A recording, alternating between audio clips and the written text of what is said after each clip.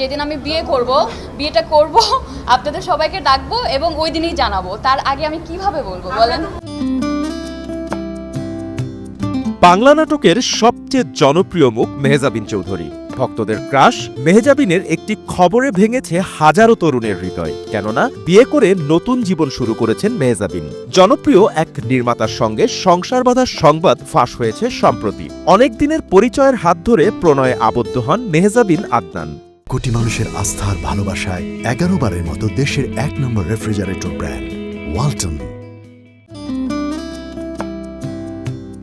তবে কবে বিয়ে করেছেন সেটি নিশ্চিত হওয়া যায়নি এখনো।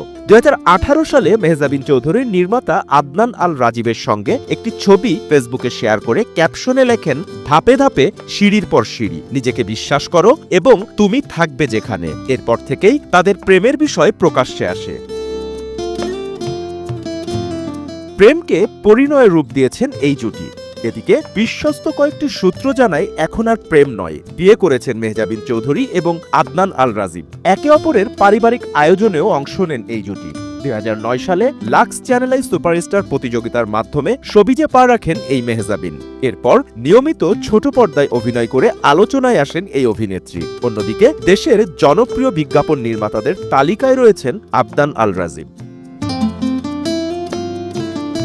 বাপ্পি খান, এসএ টিভি ডিজিটাল।